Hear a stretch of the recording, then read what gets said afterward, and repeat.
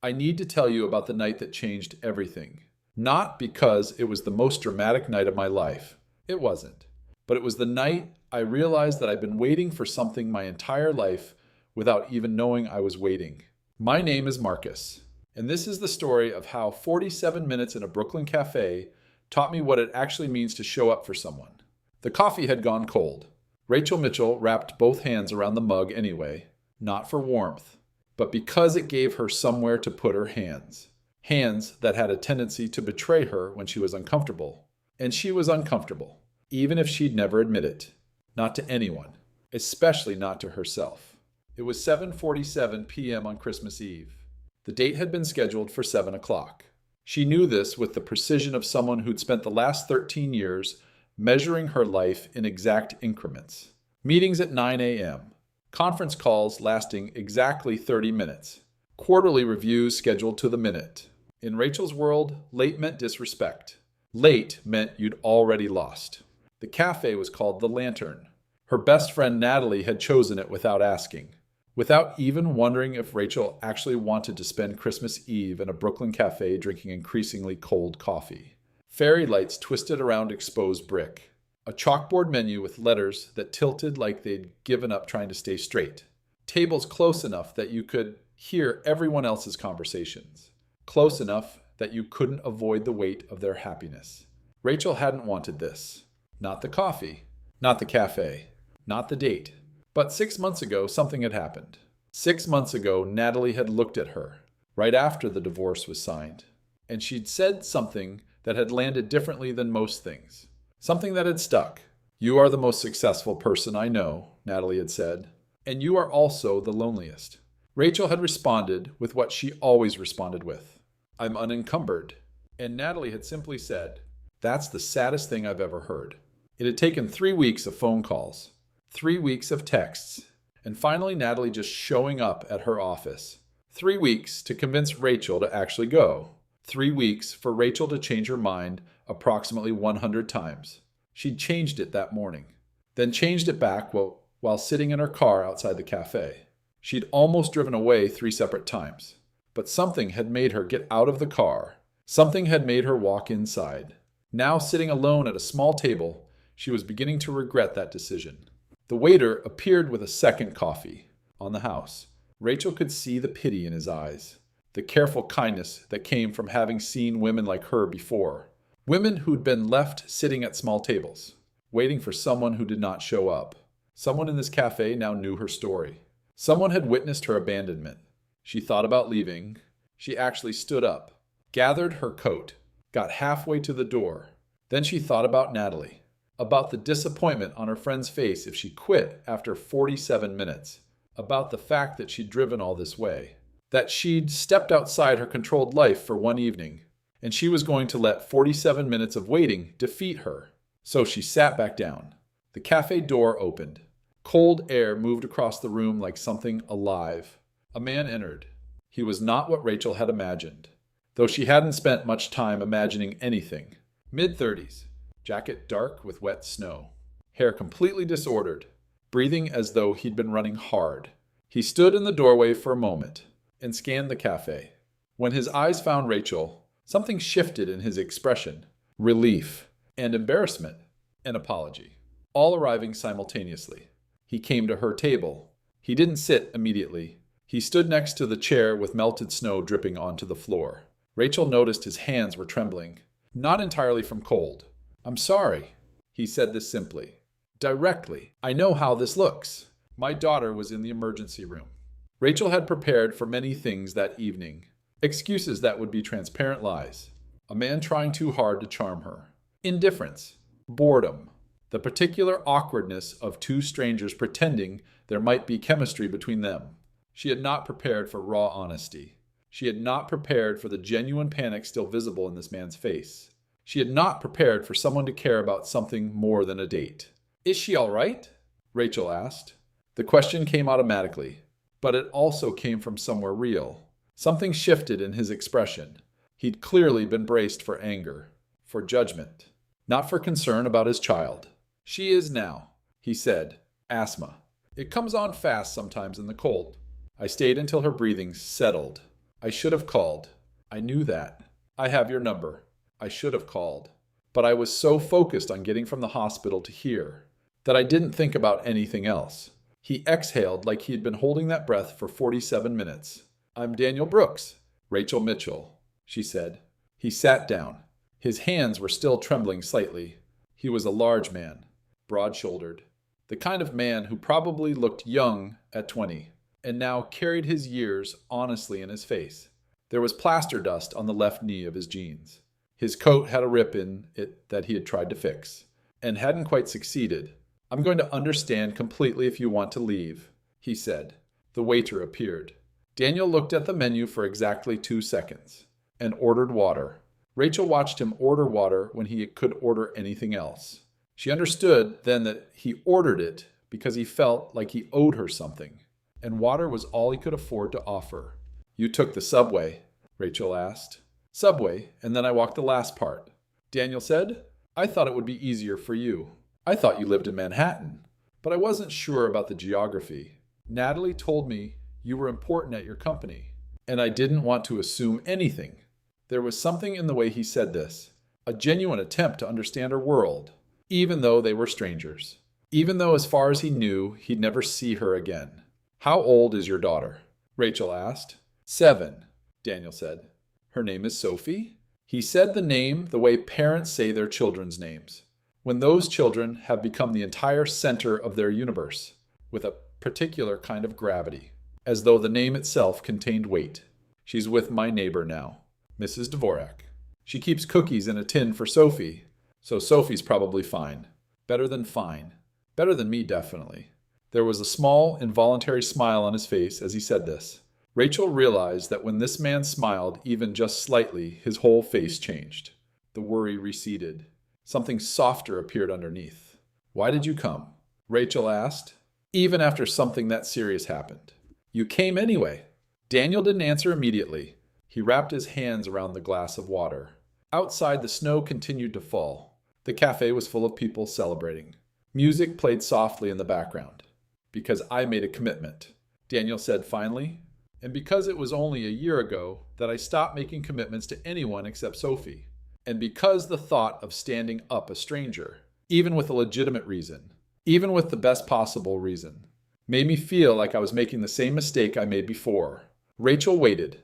She'd learned in her years of business negotiations that silence was often more powerful than questions. My wife, Daniel said. Her name was Claire. She used to say I was good at showing up. Not dramatically. Just showing up. Being present. Coming home. Doing the work. Not the big gestures. Just the small, consistent ones. When she got sick, I showed up every day at the hospital. When she was home and scared and in pain, I showed up. When she died, I realized that showing up, even when it was the hardest thing I'd ever done, was the only thing I knew how to do well. He paused. The weight of his words settled between them. When Natalie gave me your number, I thought about not calling back. I thought about how complicated it would be. I thought about how you probably wanted someone who wasn't grieving. Someone who didn't come with a 7-year-old daughter and hospital trauma and the weight of loss. And then I thought about what Claire would say. If she could see me now, if she could see me 5 years after her death, still showing up only for Sophie, still hiding from everything else. And I realized something. I realized that showing up, even when it's hard, is all I know how to do. So I called you. Rachel felt something in her chest tighten. This was not how blind dates worked. This was not what she'd been prepared for. This man was speaking with a rawness that made her uncomfortable, made her want to leave. But she didn't leave. She stayed. They talked for nearly 2 hours. Outside Brooklyn moved forward in its particular way. Families came and went. Couples celebrated. The snow continued to fall. The cafe emptied and filled and emptied again. Rachel told Daniel about her marriage. Not in the clinical way she usually discussed it, focusing on logistics and asset division, but in the actual way of it. How she and Michael met when they were both young and hopeful. How she wanted to build something. How she built a company from nothing with the help of her business partner David. How the company grew and her marriage slowly evaporated, and she didn't even notice because she was so focused on quarterly targets. And then one day, Michael said something to her in the kitchen. It was late at night, he said. You don't wait for anything. You don't wait for people, not for moments, not for situations to change. You decide and you act, and the world either catches up or it doesn't. I admire that about you. I also find it very lonely to be around. Rachel had not known what to do with that sentence at the time. She still didn't. But she'd been thinking about it every single day for the last 7 years. Daniel told Rachel that he'd studied architecture at Cornell, that he worked for a firm in Manhattan and was good at it, that he misses the drawings, the way a space looks on paper before reality gets involved, when everything's still possible, but that he doesn't miss the client meetings, the constant compromises, the way something always goes wrong between the drawing and the building. Rachel told Daniel about her company, not the metrics or the growth curve, but the actual experience of it, how she'd started it at 29 with David, who was brilliant and ruthless, and is now her largest shareholder and occasional adversary, how she built it to 400 employees, spread across 3 floors of a building in Manhattan, how she came into the office every Sunday morning, because the quiet made her think clearly, how she made decisions that affected hundreds of lives, but had never learned how to be truly present with one person. Daniel asked Rachel what she does on Sundays when she's not working. Rachel realized she didn't have an answer to this question. She'd organized her entire life around work. She had no hobbies, no passions outside of professional achievement, no life that didn't serve the company in some way. What did you used to do? Daniel asked. I don't know, Rachel said. I went to work. I came home. I was married, but I was alone. I made decisions and moved forward. Maybe you could learn to wait for something, Daniel said. Rachel looked at him. I don't think I know how. Maybe that's okay, Daniel said. Maybe that's why I'm here. I know how to wait. I've been waiting for 5 years, waiting for Sophie to grow up enough that I could be something other than just her father, waiting for my life to feel like mine again, waiting for something that would require me to not just survive, but actually live. It was almost midnight when they left the cafe. Daniel asked if Rachel wanted to get coffee somewhere else, or take a walk, or do anything that would extend the evening. Rachel realized that she didn't want the evening to end. This was new. This was terrifying. I live in Manhattan, Rachel said. Not far from here. I have good coffee at my place. Better than this cafe. We could go there. Daniel looked at her for a long moment. I have a babysitter, he said. I can stay for a while. They took a cab together through the snowy Brooklyn streets, then across the bridge into Manhattan. Daniel talked about Sophie on the ride over, about how she used to call him Daddy, but had started calling him Daniel sometimes, as if she's testing out who he is to her, about the way she asked him a month ago if he was ever going to have another girlfriend, about how she said, I think you should try, about how he'd said, I don't know how. Rachel lives on the 47th floor of a building that overlooks the entire city. When they entered the apartment, Daniel stopped in the doorway. This is incredible, he said. Rachel had never thought of her apartment as incredible. She'd thought of it as efficient, as a place where she lives, though she's rarely there, as a backdrop for her professional life. Empty and modern and expensive. I'm here most nights, actually, Rachel said. Alone. I work and I read and I sleep. And then I go back to work. That sounds lonely, Daniel said. It is, Rachel said. I've just gotten very good at not noticing. They sat on her couch. They continued talking. Daniel told Rachel about the moment he decided to stop working as an architect. It wasn't a dramatic moment. It was gradual. His wife got sicker. He cut his hours. He started bringing Sophie to the office sometimes, because there was no one to watch her. And then he realized that he was dividing his attention between a career he loved, and a child, and a dying wife, and he was failing at all 3. So he made a choice. He left the career. He devoted himself entirely to the 2 of them. When Claire died, Daniel said, I was standing in the room. It was morning. The sun was coming through the window. She was already gone, but I didn't know it yet. I thought she was sleeping. I waited for her to breathe. And then I realized she wasn't going to. And I thought, I made the right choice. I was here. I was with her. Even if I'd been in a meeting. Even if I'd been designing the most important building of my life. I would have wanted to be here instead. Rachel found that she was crying. This was not like her. She did not cry. She especially did not cry in front of strangers. I've never done that. she said. I've never chosen a person over work. Why? Daniel asked. Because I didn't think anyone was worth it, Rachel said, and because I was afraid that if I wasn't constantly working, constantly achieving, constantly proving that I was valuable, then I'd discover that I was worthless underneath it all. That's not true, Daniel said. How do you know? Rachel asked. Because you're here, Daniel said. You waited for me in that cafe. You didn't know me. You had no reason to stay, but you did. You stayed because some part of you wanted to connect with another person. That's not a weakness. That's exactly what makes someone worth something. At midnight, Daniel said he had to go home. Rachel didn't want him to leave. Will you text me when you get home? She asked. Just so I know Sophie's okay. Of course, Daniel said. He stood to leave. At the door, he turned back. Thank you, he said, for staying, for listening, for taking a chance on someone who was late and disheveled, and was carrying a lot of emotional baggage into what was supposed to be a casual date. Rachel didn't know what to say, so she just said, Thank you for coming. The text came at 12:47 a.m. Sophie is sleeping. She's breathing fine. Thank you for tonight. I meant it when I said you seemed honest. I think that's what I needed to find. Rachel read the message 5 times before responding. I think I needed to find it too. Over the next few weeks, a pattern developed. Daniel would text Rachel on Sunday mornings. Rachel would meet him and Sophie for coffee, then lunch, then a whole afternoon in the park, while Sophie read books. And Daniel and Rachel sat on a bench and talked. Sophie warmed to Rachel slowly, cautiously, the way children warm to people who are genuine with them. One afternoon, Sophie asked, Natalie told my dad she was lonely. Are you lonely too? Rachel looked at this small girl with her father's serious eyes and realized that she was tired of lying. Yes, she said, I am. Sophie nodded, as if this made perfect sense. My mom used to be lonely too, Sophie said. She said it was because my dad was so focused on fixing things that he forgot to ask people what they needed. But I think that was just her being sad. I think my dad's actually pretty good at knowing what people need. Daniel looked embarrassed. Sophie continued, completely unaware of his discomfort.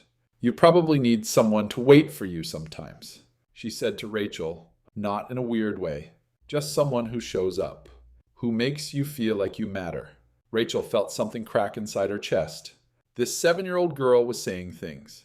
That took her therapist 6 months to communicate. I do need that, Rachel said. Yes. Over the following weeks, Rachel began to experience something she had never experienced before, a life that wasn't entirely controlled. She had standing Sunday brunches with Daniel and Sophie. She had Tuesday evening phone calls, where she and Daniel talked about books and work, and the way life is nothing like what either of them expected. She had Saturday mornings, where she taught Sophie how to cook simple things. She had conversations that didn't have a beginning point and an end point, but just went on and on, following their own logic. Sophie started calling her Rachel, but in a way that suggested familiarity and trust, not distance. She brought Rachel drawings she'd made. She asked Rachel's opinion about things. Which shoes are better? Whether she should join the robotics club at school. Whether her hair looks better long or in braids. Daniel started doing freelance architectural work. It was small, just a consultation for a friend's renovation, but something shifted in him. He sketched at night after Sophie went to bed. He talked about spaces and design again. He told Rachel that he forgot what it was like to think about buildings, to imagine what they could be. Rachel began to reorganize her life in ways she never thought possible. She took one Friday off a month to spend time with Sophie and Daniel. She attended Sophie's school recital, where Sophie had the lead role in a play and forgot some of her lines, but Rachel was there. And that was what mattered. She stayed late at the office only 3 nights a week, instead of every night. Her business partner, David, noticed. You're different, he said one afternoon. You're late to meetings sometimes. You disappear on Fridays. You seem happy. Rachel realized that he said happy, as though it was a disease. I am happy, she said. Yes. David looked at her, like she'd made a mistake, like she'd violated the fundamental agreement they made when they started the company, that the company would come before everything else. This won't last, he said. You'll realize that a man and a child aren't worth what you're giving up. You'll realize you made a mistake. Rachel thought about this. She thought about what she was giving up. The Rothstein account, which was indeed worth $3 million a year. Certain corporate clients who'd started looking elsewhere because she wasn't available as much. Invitations to prestigious boards and conferences. The unquestioned respect of people who measure success in concrete, quantifiable ways. But then she thought about Sophie laughing. When Rachel accidentally burned the eggs, she thought about Daniel looking at her while they sat on the fire escape of their apartment in Brooklyn. She thought about the way it felt to be genuinely seen by another person, not for what she'd accomplished, but for who she was. I think I'm okay with that risk, Rachel said to David. David looked at her and shook his head, as though he didn't understand who she'd become. 2 months after the night in the cafe, Rachel received a call from David. The Rothstein account was pulling out. They said she was distracted. They said she'd been spending too much time with a man and his daughter, and not enough time on the company. David said, "This is what I was afraid of. You're losing focus. We built this company on your ability to prioritize work above everything. You can't suddenly change the rules." Rachel listened to him. She'd heard these arguments before. She'd made them to herself. She'd used them to justify every decision she'd made. For the last 13 years, she'd told herself that love and connection and presence were luxuries that successful people couldn't afford. She'd told herself that achievement was the only reliable form of worth. What if I don't want to prioritize work above everything anymore? She asked David. Then you're not the Rachel I know, David said. Rachel realized that maybe that was okay. She drove to Brooklyn on a Saturday morning. She knew that Daniel and Sophie had their Saturday morning routine. Breakfast, then errands, then lunch somewhere small and inexpensive. Rachel had started being part of this routine. She'd started making scrambled eggs with Sophie, who was patient with her when Rachel cracked shells into the pan. She'd started walking with them through the neighborhood, watching the way Daniel knew every shop owner, every neighbor, the way people responded to him with genuine warmth. When she arrived at their apartment, Daniel and Sophie were on the steps outside, waiting for her. "I called your office," Daniel said. "They told me you didn't come in this morning. I was worried. The Rothstein account is pulling out," Rachel said. "My partner thinks it's because I'm spending too much time with you, with both of you." Daniel stood up. Sophie remained on the steps, watching this exchange with her serious eyes. "What do you think?" Daniel asked. Rachel looked at the two of them, at Sophie, who'd become familiar to her, who'd started showing her drawings and asking her opinion, who'd started making Rachel feel like she matters in ways that no achievement ever could. At Daniel, who'd shown up 47 minutes late because his daughter was in the emergency room, and who'd since reorganized her understanding of what it means to be valuable. "I think I'm tired of not waiting," Rachel said. "I think for the last 13 years, I've been running from everything that couldn't be controlled, and I think maybe it's time to stop running." "You're going to lose the account," Daniel said. "Probably," Rachel said. "But it turns out that's not the worst thing that can happen.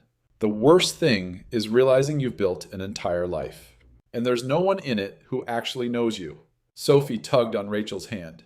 "Are you staying now?" she asked. Rachel looked at Daniel. She'd never lived with anyone except Michael. She'd never considered the possibility of a life that wasn't completely controlled and scheduled. "I don't know yet," Rachel said to Sophie. "Would you want me to?" Sophie considered this, with the seriousness she applied to most questions. "Only if you're not going to disappear," she said. "My dad's mom left when he was young, and then my mom got sick. I need to know that people who say they're going to stay actually stay." It was the most mature thing Rachel had ever heard a 7-year-old say. "I'm going to stay," Rachel said. "I don't know what that looks like yet, but I'm going to stay." Sophie nodded, satisfied. "Okay," she said. "Then you should move in. But I have requirements. You have to help me with my school projects. You have to eat breakfast with us on Saturday mornings. And you have to promise that even when things get hard, you won't decide we're not worth the effort." Rachel felt her eyes get wet. "I promise," she said. Over the next 3 months, Rachel's life reorganized itself. She took a step back from day-to-day operations at her company, bringing on a new VP to handle accounts. The Rothstein account did leave, as predicted, but 3 other accounts came in, referred by clients who appreciated her work more than the metrics. She spent her Saturdays teaching Sophie how to cook. She spent her Sundays at museums and parks, and in the apartment in Brooklyn. David called her several times. He was angry. He felt betrayed. He thought she was making a mistake, that she'd regret. But Rachel realized that David's anger wasn't really about her. It was about the fact that she'd shown him there was another way to live, and that threatened something fundamental about how he'd organized his own life. "I hope you're happy," he said finally, and Rachel heard the sadness underneath the anger. "I am," she said. "I really am." One Sunday morning in late March, the window in the apartment was open, and the curtains were doing that thing they do in a breeze, lifting and falling. Rachel woke up in a small room next to Daniel. Sophie was still asleep in her room down the hall. Outside, the city was waking up, in that particular way spring does in New York, as if it'd forgotten warmth was possible, and was genuinely surprised to find it returning. Rachel got up and started making breakfast. This was new for her. She'd grown up in a household where food was something you ordered or bought. Now she was learning to cook, from someone who'd learned how to do it, out of necessity. Scrambled eggs, toast, coffee. Simple things that meant something when someone else was waiting for them. Daniel appeared in the kitchen. He'd started his freelance architecture project. It was small, but something had shifted in him. He moved differently. He smiled more. Sophie had said, "Daddy smells like his drawings again. I think that means he's happy." "You know what?" Daniel said, watching Rachel flip an egg. "You're actually getting better at this, only slightly burnt around the edges." Rachel looked at the egg. It was imperfect, but it was hers. She had made it, and someone she loved was going to eat it. Sophie appeared in the doorway. She'd gotten taller in the last 3 months. Or maybe Rachel was just noticing how much she was changing. She was wearing a yellow dress, and had decided that she needed to learn to braid her own hair, which meant she'd given up halfway through, and was walking around with something that looked halfway between a braid and a disaster. "Good morning," Rachel said to both of them. "Good morning," Rachel said. "Good morning, beautiful," Daniel said. "I've been thinking," Sophie said, the way she often began conversations, about the placement of the barometric sensor. "For my weather station, it needs to be sheltered from direct wind, but still able to take accurate readings. I've identified 3 possible locations on the fire escape." "You've really thought about this," Rachel said. "I have," Sophie said. "I looked at the wind pattern and the sun exposure. Daniel taught me about angles and load bearing, but I figured out the placement myself." Daniel looked at Rachel over Sophie's head. There was something in his eyes that had been there since the night in the cafe, a particular attention, a quality of presence that had nothing to do with proximity and everything to do with genuine interest in the person in front of you. "Can you help me figure out which location is best?" Sophie asked Rachel. "Of course," Rachel said. They spent the morning on the fire escape, with Sophie explaining her analysis, and Rachel offering suggestions, and Daniel watching them both, with an expression of quiet contentment. By lunchtime, they determined that the second location was optimal. They set up the sensor. Sophie took readings, and for the first time in her life, Rachel realized something. She was happy, not successful, not powerful, not in control, just happy. That night, after Sophie had gone to bed, Rachel and Daniel sat on the fire escape with a bottle of wine and a city stretched out below them. It was different from the view from her penthouse. This view included people, streets, the actual texture of life being lived. "I need to ask you something," Daniel said. Rachel's heart dropped. She knew what this was. This was where he told her it was moving too fast. This was where he realized she was still the same woman, who'd been married for 7 years and felt nothing. And maybe that meant something about her. That couldn't be fixed. "Will you stay?" he asked. Rachel looked at him. "I already am." "No," he said. "I mean, will you really stay?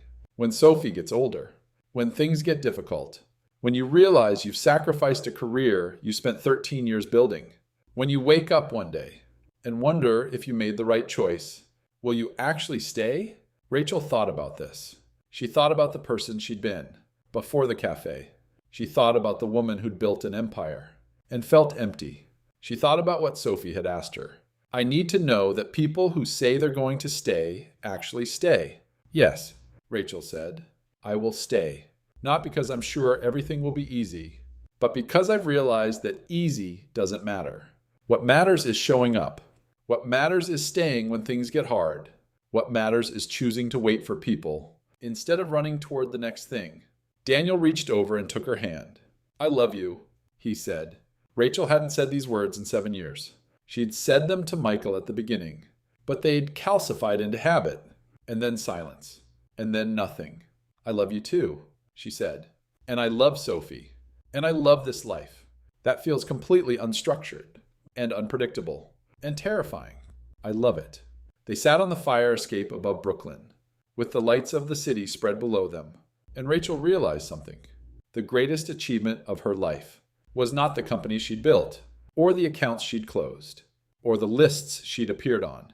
The greatest achievement of her life was learning to wait. 3 months later, on a Saturday morning in June, Rachel woke up and made breakfast without thinking about it. The eggs were perfect. Well, almost perfect. Sophie said they were exactly as good as they needed to be, which Rachel was learning. Was Sophie's way of saying something was good. Daniel was already up, working on his drawings at the kitchen table. Sophie was still asleep, though she'd wake soon, with some new thought or idea. That couldn't wait to be discussed. Rachel poured coffee and sat across from Daniel and watched him work. She could see in his drawings the man he was before his wife got sick, but she could also see the man he'd become, a man who'd learned to sacrifice, to be present, to show up even when it was hard, a man who'd taught his daughter how to ask good questions, a man who was willing to let someone late and scared and lonely sit at his table and change his life. Sophie appeared in the doorway, still half asleep. Is it time for Saturday breakfast? She asked. It's Saturday breakfast, Rachel confirmed. Good, Sophie said, because I've been thinking about something, and I need to discuss it with both of you. Rachel and Daniel exchanged a look. Sophie's announcements were rarely small. I think, Sophie said, sitting down at the table, that we should stop thinking of this. As my dad and this woman he's dating, I think we should just be a family. I think that's what we are now. Rachel felt her chest tighten. What makes you think that? She asked. Because families are people, Sophie said, who show up for each other, who stay even when things get hard, who eat breakfast together on Saturday mornings, who help each other figure out problems. And you do all of those things. So you're not just someone my dad is dating. You're part of us. Daniel reached across the table and found Rachel's hand. She's right, he said. Rachel looked at this man and this child who'd completely reorganized her life in the best possible way. Okay, she said, then let's be a family. And it was just that simple. Not because the road ahead would be easy, but because Rachel had finally learned the most important lesson she could learn. Home is not the place where you live. It is the place where someone waits and where you learn, at last, to stay. It's the place where you realize that achieving something is easy. Staying is everything. The end.